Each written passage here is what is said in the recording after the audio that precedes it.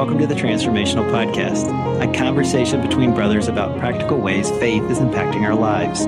We invite you to join us on this journey as we are learning to let faith transform the way we live. We are glad you are with us today and look forward to sharing our journey with you. Now let's jump in. Welcome to the Transformational Podcast. We are so glad you're back with us. Chris, stop giggling. I tried. I thought that was a good one. It was a good one. Yeah. So we've tried to welcome folks to the Transformational Podcast several times now. I was either way over or way under. That's just, I don't know. I think that's what happens sometimes when you're doing podcasts. You just don't know where to go when you're right in the middle, right? Yeah. So anyway, you got the Marine from Maryland, pastor from Paradise. Yes. What's going on in your world? Well, aside from being on my third or fourth outfit today, because it is hot here. You just called it an outfit. I did. But I mean, what is it called? What would you call it? Shirts and shorts and socks. I mean, the whole thing, the whole kit. All right. Third, fourth set of clothes. All right. That's fair. Anyway, Chris, it's hot here. It's hot here. I'm working outside, doing things, and, whatever. Anyway, now this week, Chris, I went to Indianapolis. I went to Indy.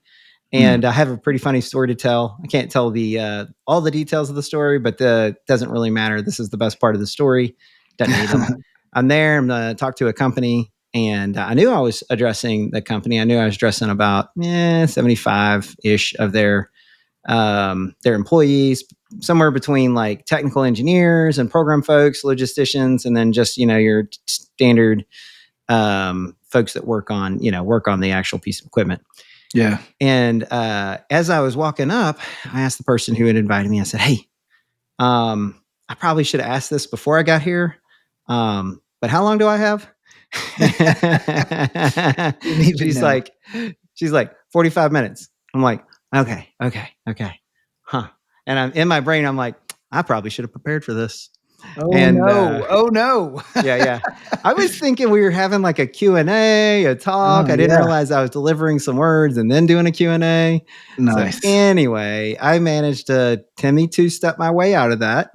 Filled up the whole time, had a great interaction with the folks, but it was pretty funny when she said 45 minutes. And I don't know if my face showed it, but my brain was just like, oh man. Yeah, that's way more than I thought. I thought we were 30 minutes at best. So anyway, it went pretty well. It was pretty funny.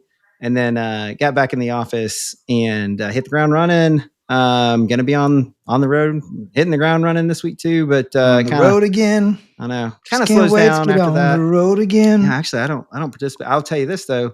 Indy this week, gorgeous. I mean, gorgeous. Great weather. It was perfect. Not like it is outside.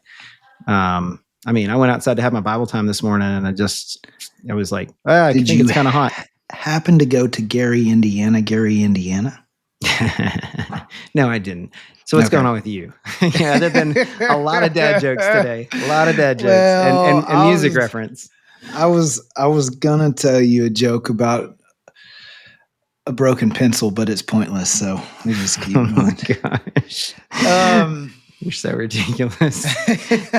But there's someone listening right now who thought that was hilarious. Good job. Well played. What are you talking about? You thought it was funny. Hey, this is Father's Day edition. So, I just figured we'd roll. I came ready to roll with it. So, all right, well, let's do it, man. You've been getting ready for Father's Day? Hey, did you hear why the Invisible Man didn't take the offer to fight? No, I didn't. He just couldn't see himself doing it. Man. Yeah. So far, so good. So if you're not watching this podcast and you are like, how does he know this is coming? Watch the podcast. Chris will ask a question. He has this look on his face, and that look on his face says, this is not a serious question. And so anyway. Hey, but here's the deal. That's a joke that I had to cut out of my message yesterday. Oh, really? It was going to be tomorrow, but by the time this drops, it'll be. Yeah, you got to cut it out yesterday. So people are getting some cutting room floor stuff. I got you. So a couple things. First of all, I did go see the Mission Impossible. Okay. And when the scene came up, I was looking for it, and I was like, "Ooh, they changed planes." They did change planes. Is it called a plane? Yeah, it is. Tilt rotor. It's an aircraft. It's a plane. It's whatever you want to call it. It works. It fits. Okay. You call it a helicopter, you call it an airplane, you'd be right. It's the one of a kind. Whatever you call it. It's a one of a kind. It's a tilt rotor. It can do both. I'm just going to call it a tilt rotor. Very well then. Then nobody will know what I'm talking about. Yeah, I know. Yeah, no, it was cool, man. That was cool. We went and saw that yesterday for Julie's birthday. She turned 25 yesterday, so grateful, I'm glad you took her to a movie she would want to watch. That's great. Actually, that was her choice. Okay. Okay, good. I suggested other things. That's what she chose. So, all right, fair enough. Good for me. Yeah, good on you. Yeah. Where are we going today? Where are we going? Well, hold on. I got to say one other thing. So, all right, go. I mowed the lawn today. I'm working on fixing some stuff in the garage. Yeah. And Julie's running to the store real quick, and all of a sudden this car starts backing in. I'm like, who is this? Well, Julie had ordered my Father's Day gift, and it was being delivered. There it is. And she wasn't there, and she wasn't able to surprise me with it. The guy's like opens his deal, and I'm like, oh, I think I'm about to get surprised by my Father's Day gift. And sure enough, I'm so pumped. I got one of those Blackstone grills, man. What? Yeah, dude. So very cool. Rocket. You'll find me on the back porch flipping the hibachi stuff. Yeah. So, you're gonna ting, swirl around. I would cook everything out there. I love cooking. Yeah. So anyway, that's what's going on in my world. This past week, I think this is like fitting because this past week I was in Ephesians 6, and Ephesians 6:4 talks about fathers. All right. So I just want to look at that real quick and just talk about some stuff that as I thought through that passage and really kind of was wondering what does it actually mean. Sounds good. Dug in a little bit. So just a couple things. First of all, it says, fathers, do not provoke your children to anger by the way you treat them. Rather, bring them up with the discipline and instruction that comes from the Lord. Now, I'll pause here and say, it does say fathers. It's Greek word pater, which is fathers, but this is really an admonition not just for fathers, but in that day and age, fathers were the ultimate authority.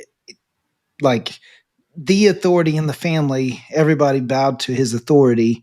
And so he's addressing fathers because when he says don't provoke your children to anger, they were very harsh and very authoritarian, and everybody served them and served their needs, and really they're there to benefit them. And so in a way, he's kind of flipping the script on culture right here and going, whoa, fathers, instead of demanding your kids meet your needs and march to your orders, I want you to think of it a different way.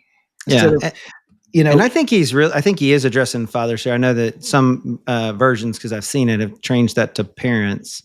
But if you go Ephesians 6:1-3, it actually says honor your father and mother. So it's bringing them both there. I think because of the exact reason you just brought up, Chris, the idea that he was head of household. And therefore, if there was somebody that was going to provoke somebody to anger, it was probably going to be the father. Yeah. Well, the only reason I say what I say there is, like, there's some families that there's moms raising kids and not a father, and so I think that the idea is that there is a way of raising the kid that aligns with God's truth. So yes, this is directed specifically to fathers, but it's really a principle for how to raise the next generation that we should look at. No, you're consider. Right. It was at the time written for, and I think it's important to what you said. It was written for the person who was running the head of the household, right? Which is the father at the time. The principle is head of household. This is kind of talking to you. Don't provoke your children. So to your point, there are going to be folks who don't have head of household whose father, it may be mother, grandmother, grandfather, some other kind of situation, right? Yeah. Head of household. Don't provoke your children to anger. And it says, by the way you treat them. And I think that's that's salient. So yeah, it was that's a good nuanced point. You want to know what it meant at the time and then how to apply it now. Yeah. Now there's one other place he uses this concept of don't provoke your Where's that? Kid. It's over in Colossians 3:21. All right.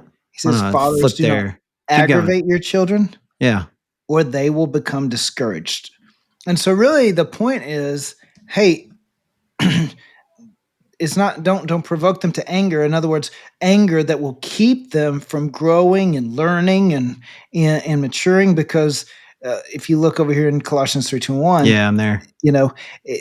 It will just, they'll become discouraged. Yeah, that's interesting. It says, don't anger them by the way you treat them. Bring them up in discipline and instruction. And this one says, don't aggravate your children or they become discouraged. And I think the two actually interplay quite nicely. Yeah, they do. And so I thought it was interesting because another word there for discouraged or disheartened or lose spirit. In other words, it'll break their spirit. Yeah. And so how does that look? What does that look like? Well, it's always being critical, always like they can't do anything right. And Robert, I have to be careful with this personally because one of the things that I realized as I was trying to coach my kids, I'm sorry, I'm laughing. Right? I'm laughing because I'm like chief guilty. Keep going. Oh man, this is tough because I can always find something that they can do better. I can always be like, for example, case in point. So the boys helped me mow the lawn today. Oh, okay. Did we do better? We did so much better. But if you remember last time, I was like, oh my gosh, this is like, did you mow it? Bro, did you blindfolded? Like, what were you trying to do it backwards? Like, were you what are we doing here? Like, how do we get here? This time we get done and I'm able to look back, and I purposely brought him up and said, man, this is so much better. But just between you and I had a moment when I walked and I was like, these lines are not straight. Like I could. Now he mowed it all this time. But I was going to say the grass was mowed, which is yes, it was all mowed. Yep. But I could have. Been like, I mean, that was good, but come look. Yeah. Look, the lines aren't straight. Why aren't they straight? Like I could have focused on the part that he didn't get fully there yet. Or I can focus on the fact that, man, you did better. You took a step. Way to go. And so that's what I chose to focus on. I want to say that probably because I spent time in the Word this week talking about this, I didn't like it. It was like a reminder of, hey, dude, because I'd already had one moment where I'd kind of gotten on to him because I'd asked him to do something and he opted to do his own thing. And I was like, come on, man, like now I'm having to stop what I'm doing. And like, can we just get on the same page, right? I'd already kind of pressed pretty hard. And so now is my opportunity to encourage. And really the thing is this happens just even in sports.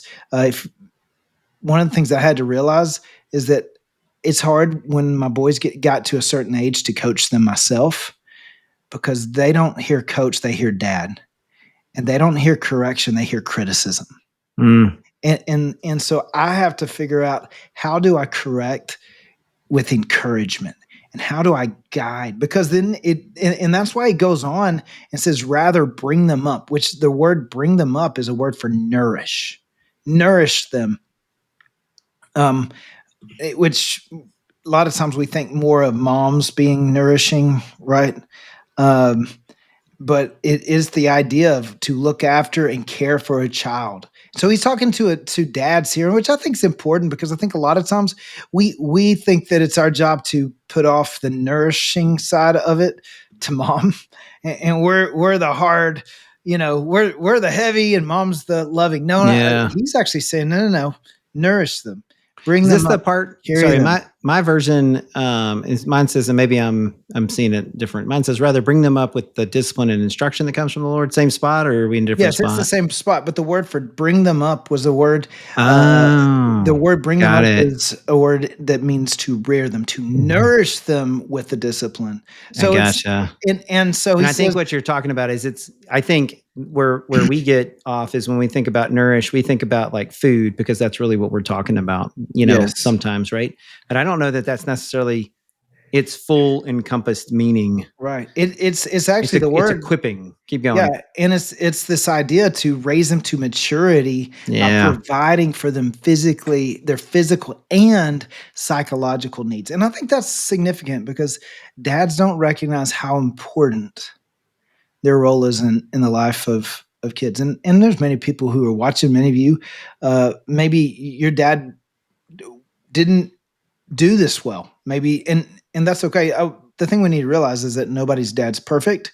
I had an amazing dad, There's things that he didn't get right. Guess what? I just had a conversation last night with my son of going, hey, dude, I'm doing my best, and I don't always get it right.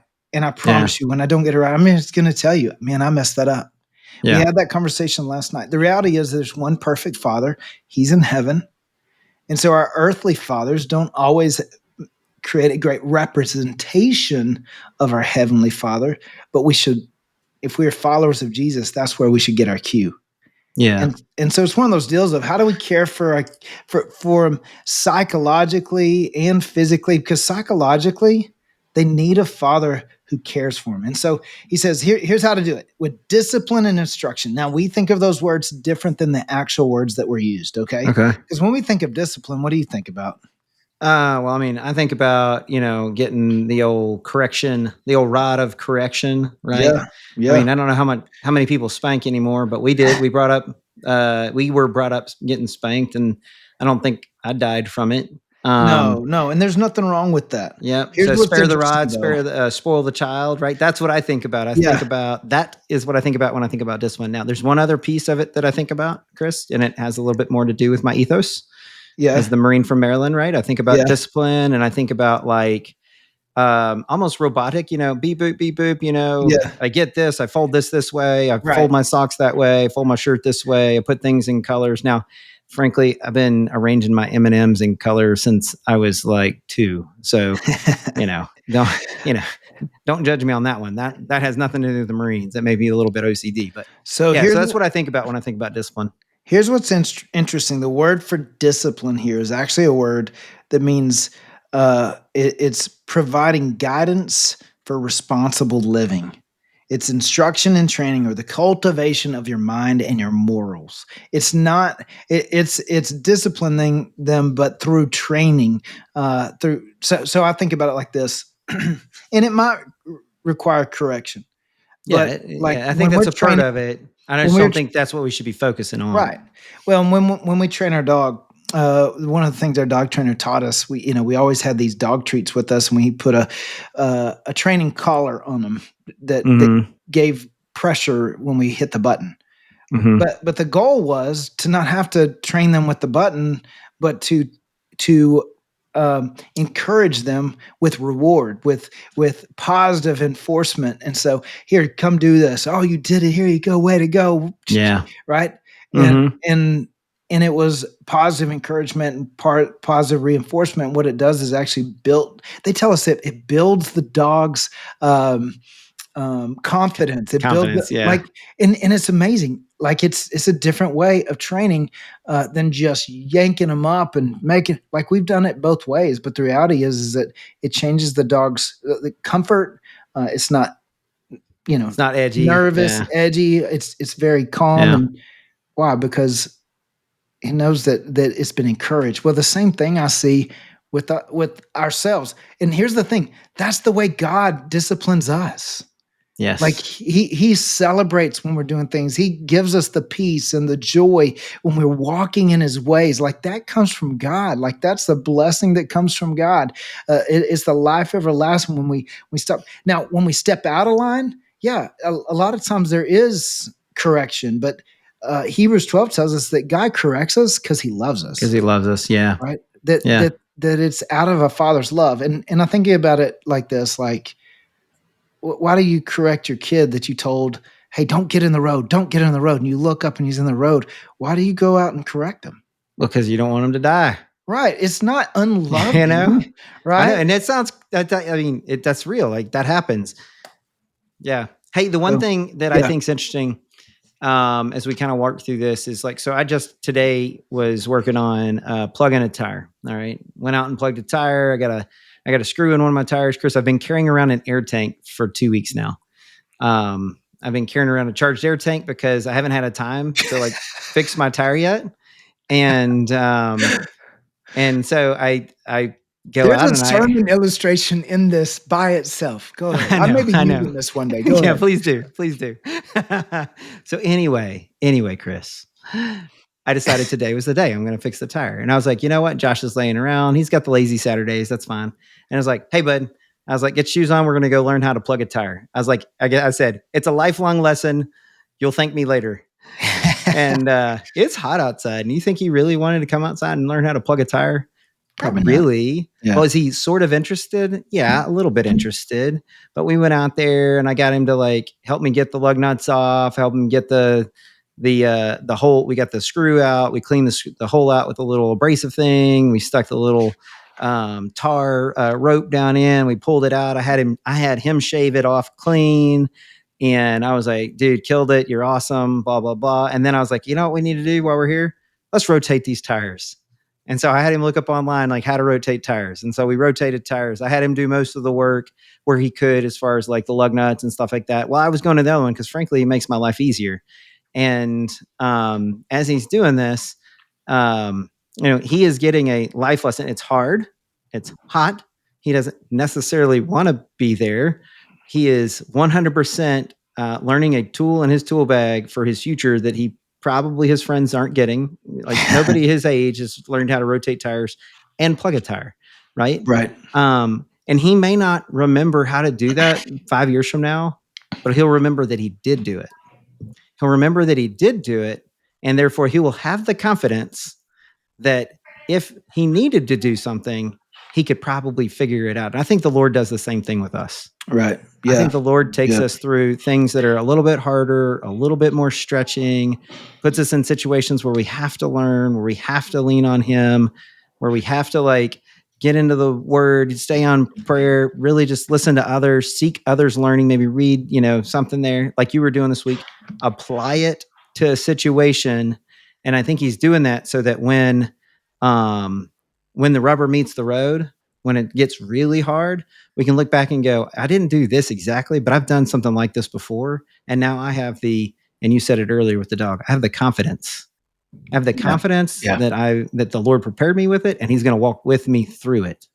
Yeah. So, I think it's very similar in that way. And I think you talked about earlier about correction over criticism.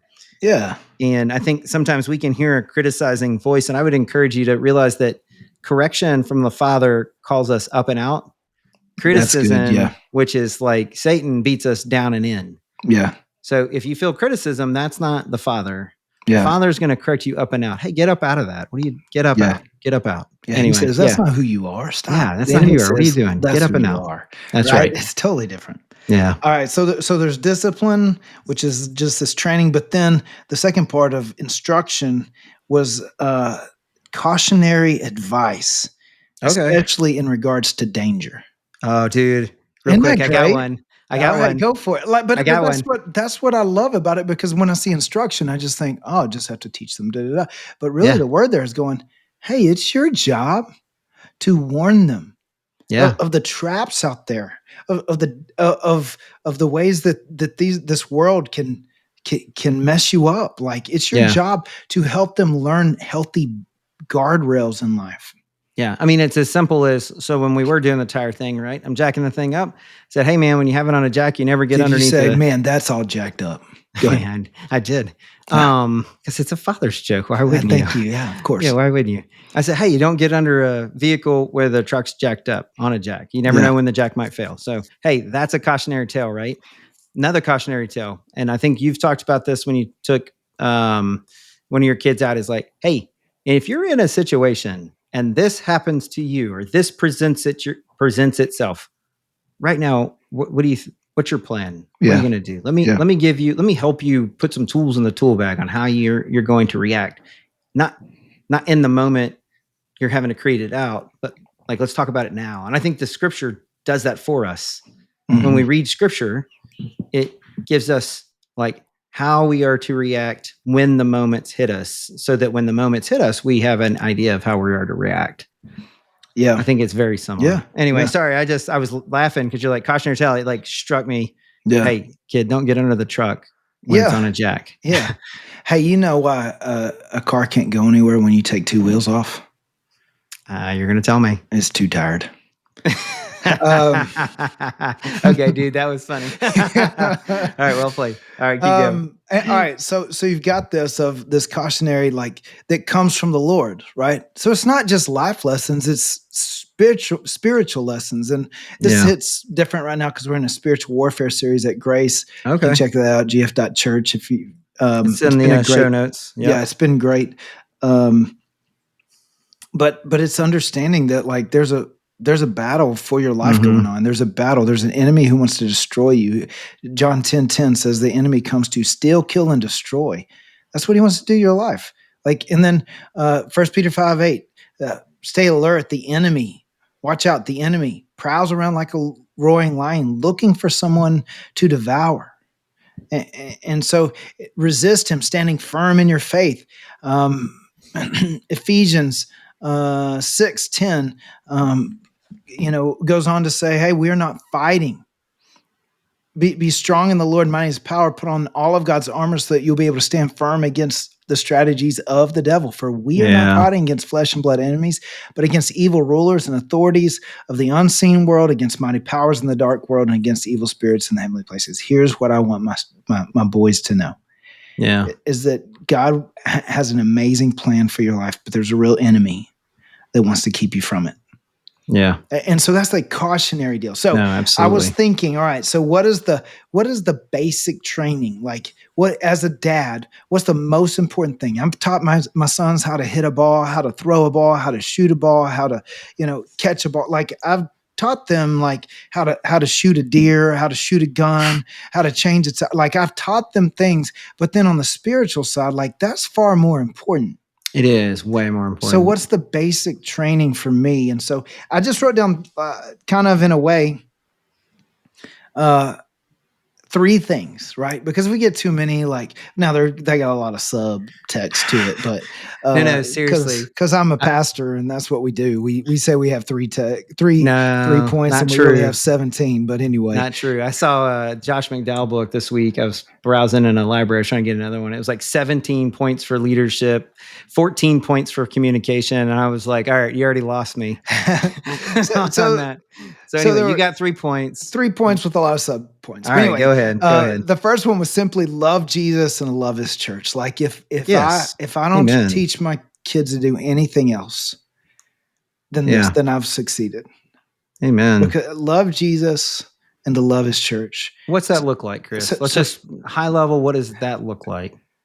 It's me showing how to love Jesus and love his church. Yeah, that's what I'm talking about. I mean, at the end of the day, like, there's other disciplines, there's other things that, but really I put the disciplines under the next point. Yeah. Because if some things are better caught than taught. If I don't truly love Jesus, if I don't truly love his church, they're not going to buy what I'm trying to sell. That's right. But if I truly love Jesus and I truly love his church, I believe it's infectious. They'll see it. They'll see it, and they'll experience it. It will overflow, and they'll want to love him too, and they'll want to love his church too. I don't think you can truly love Jesus with all your heart, mind, soul, and strength without loving his church. I don't think that those 2 things go together. It'd be like you come into my house and say, "Man, I really like you, but I don't want to hang out with your wife." I'd be like, "Sorry, bro, you can't stay. It's time to go." Yeah, sorry. Turn around. You can leave through the same door you came in. Right? It's just like one of those things of going, look, you don't get to not like my wife. Well, the church is Christ's bride. Yeah. You can't love Jesus with all your heart, mind, and soul without loving his church. And so I say that because a lot of people, well, the church hurt me. The church did not hurt you. People hurt you. People who poorly represented Jesus hurt you. And the enemies are in church, and the church is a home for broken people. Yes. And you need love as much as they need love. And so that's that grace piece. And we just have to kind of like share some grace. There are folks that rub you wrong, and it is okay to put separation. You don't have to be besties, but you don't want to you cannot say, I don't like them or I'm bad. So hate their way, because that is not Christ-like. Hey, I love them. They're a little bit, they're just, what would I talk to them about if I ever hung out with them? I just sit there and stare at them. So that's fine. We're not asking you to be best friends. We're telling you, don't put that hurt, air quotes, hurt on the church. That was a human interaction. It is. And I get it. I've been hurt too, but at the end of the day, I had to realize it's a person who poorly represented Jesus. That's not his bride. It's not what he intended. And so, so love Jesus, love his church. The second thing that I want to teach my kids, and I want them to be able to know when they leave here, and to know how to do this on their own, is how to follow Jesus, how to follow him. All right. Not just know him, not just go to church, but how to follow him daily. And so a couple of verses, Proverbs 3, 5, and 6, trust in the Lord with all your heart. Do not depend on your own understanding. In all your ways acknowledge him, and he will make your path straight. I want them to learn how to depend on God. Like, what does it look like on a daily basis, wherever you go? Psalm 119, 9 through 11, how can a young person stay pure? By obeying your word. I've tried hard to find you. Don't let me wander from your commands. I've hidden your word in my heart that I might not sin against God. Like, it is a training of saying, man, what does it look like on a daily basis to, like, how I want my kids to know how to read the Bible and how the Bible, speaks to us. And and it is a two-part thing, Chris. I think that's one of the things I'm learning. I'll just tell you, telling myself, right? I always like to tell myself, is it's not enough for them to come down and catch them, have them catch me reading the word. It's not enough for them to come down and catch me like having my follow Jesus time. Yeah. It's more than that. It's bringing them kind of into that. That's right. Saying, hey, this is how I'm spending time with the Lord. This is what I focus on. This is about a relationship. It's not about a to-do. Yeah. I don't do this because I'm checking a box. I do this because I'm meeting with a friend. Yeah. And it's helping them not just observe you, but actually walk with you in that. And what's sometimes we'll do is, like, I'll actually even talk about with them. You know what I read this morning? Yes. That's right. Yes. You know what that God's teaching me right now? Yes. Like, I want them to hear that dad who's, a pastor, right? And I think a lot of people put the pastors in this different category. The reality is we're human, and we still have to follow Jesus like this. And the minute we don't think we do is the minute you start seeing pastors fall. And so to me, I'm just saying, I just want to continue following Jesus and to show them how to follow Jesus. So reading the Bible, how to talk to God, that prayer is just a conversation, and how to hear from God. We've been talking about that, and they've been learning. And dude, some of the stuff, they're not too young. Listen. No, they're not. I agree. Oh man, I don't know. And how to know their identity. One of the things that is that the third one? Yeah, that's part of how to follow Jesus. Okay, I think you need to know your identity to be able to follow Jesus. And so part of that, this summer, Julie actually has them reading Living Fearless by Jimmy Winship. And dude, it's been, there it is. Living Fearless. It's a great book because I look back and go, man, I was 35, Robert, when I realized I was chasing a false identity in ministry. Mm-hmm. I'd had some success in ministry, but that success was actually part of the problem. Yeah. Because I defined who I was by the success. By that success, and that's the right. The problem is when you do that, you're only defined by your next success. That's right. You're always chasing the next one, right? And that's right. Boy, is it and his funny thing is now that I say that I'm chasing my next success, I actually was listening to a podcast running.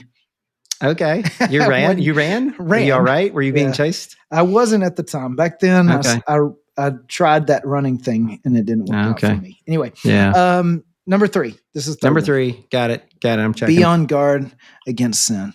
And that comes back to that you have a real enemy. And so there's 4 kind of categories currently. It was guard against pride. So choose to serve and put others first. Yeah. And then guard against anger. Be generous with forgiveness. Yes. Be quick to forgive. Guard against greed. Yep. Live a grateful life and be generous. When you stop being grateful, you stop being generous, you'll be greedy. Guard against immorality. And I just put flee, don't flirt. It's one of the one sins that Jesus said, hey, run. Right? It's flee, don't flirt. Flee, don't flirt. It's that's an old student ministry saying that I carry with me, but flee, don't flirt. Run from it. Yeah. Don't play with it. Don't give it time. Don't give it an opportunity in your life. And part of that, I think of Job when he said, I made a covenant with my eyes not to look lustfully on a woman. Yeah. Right. And I think the reason sorry, keep going. Sorry. But I just think that's where it started with David and his downfall with Bathsheba, right? He lingered too long. I'm only smiling and I'm only laughing because that's literally where I was going. Yeah. And you know why I was going there? Too long. Yeah, go ahead. But you know why I was going there? And I wrote this in my journal this morning. And I was reading about basically, so he didn't flirt. I mean, he didn't flee, he flirted, okay? And then he had Bathsheba, and then he went through actually murdering Bathsheba's husband. And then, he kind of goes through that. Well, then Absalom happens, right? Yeah. And he doesn't do that, right? And he doesn't father Absalom well, which turns into a disaster. The total disaster, right? So now the nation of Israel, this is what I'm reading this morning. The nation of Israel is having this giant clash. 20,000 Israelites kill each other. Okay? Yeah. So 20,000 Israelites dead. And what from? It was because he didn't flee. He flirted. It's literally, It goes straight back to Bathsheba. You see the carnage and the wreckage that's happening in Israel, and it's all because of that. And one of the things I wrote is, sometimes it does help me to flee if I just think about the carnage of flirting. Yep. The carnage of flirting. And so, I think that's why Jesus says, flee, don't flirt. And I think it's a great, I guess you say mantra or whatever you want to say. But yes, that's phenomenal advice. Because we're human. Yeah. And sometimes I don't care who you are. You're like, I don't know. No, run, carnage. Total carnage. So then I'm thinking about this. So on all these other areas, I teach my sons how to play basketball, how to play baseball, how to play football, how to play golf, like all these things. Why? Because I want them to enjoy that, right? Yeah. Why do we do this? Because I truly believe what Jesus said on the other half of John 10:10. The enemy comes to steal, kill, and destroy. He says, I've come that they may have life and have it to his fullest. Amen. And we'll do everything we can to try to set our kids up for the best future possible. This is it. This is the best future possible. So I want them to love Jesus and to love his church. I want them to follow Jesus on a daily basis and let him guide their lives. And I want them to be on guard against sin. Why? Because I truly believe that if they will, that they'll experience God in a way that is far greater than they'll find anywhere else. And I want what's best for them. And here's what's great is that's what God wants for us too. That's what, yes. Right? That's what our Heavenly Father wants for us too. Yeah. And so, I don't know, man, just as I was thinking through this father part, that was just the picture that God started stirring in my heart. So I think I'll bring us home a little bit, and then you can pastor it. You somehow I don't know that I have one today, dude. Yeah, that's what you said last time. I know, and then it popped and up. It was I don't know. Hilarious. Don't set me up for failure. Yeah, I'm setting you up for failure. Here's what I was going to say, Chris. And if you're a parental figure, it does speak specifically to fathers because that is who it was talking to at the time. And we don't want to take away from its intended meaning at its intended point in time. But the principle that you can pull out of that is if you're leading children, in other words, you are the head figure of your house, you have a responsibility to bring your kids up with discipline and instruction that comes from the Lord. Because like Chris said, it is the full and most meaningful life they could possibly have. And it's your responsibility. And then if you're like, but I am ill-equipped. I'm ill-equipped because I didn't learn any of this stuff and the rest. Well, hey, welcome to the club. None of us are equipped. Some of us have better role models than others. I get it. Chris mentioned in the middle, quasi-beginning, but middle beginning, that while we as earthly parents are not perfect, our Father who's in heaven is perfect. And so if you're like, hey, I'm ill-equipped, I didn't have that, I just don't see it, the rest. Part of being a great parent is spending time with the perfect parent. That's good. Yeah. And so what I would encourage you to do is spend time with the perfect parent so that you learn how to bring them up, discipline them, instruct them, and give them that basic training to teach them that, they need to love Jesus and love the church. Learn how to follow Jesus daily, how to hear from him, and that they need to be on guard against the enemy, pride, anger, greed, and immorality, as Chris said. And so, Chris, you can do some pastor stuff, or you can just bring us home the old-fashioned way. Yeah, I think today it's just the old-fashioned way because at the end of the day, it just comes down to this: God wants to bring us up. And the reason is the reason he wants to raise us is to prepare us for our purpose, right? Amen.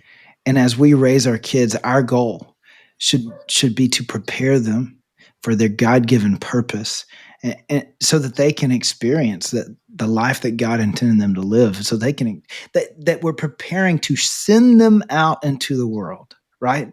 to make an impact for God's kingdom. And the best way to do that is by bringing them up to know him, follow him, walk in his ways, and guard against the enemy, and be prepared as they step out into the battle and to the world themselves.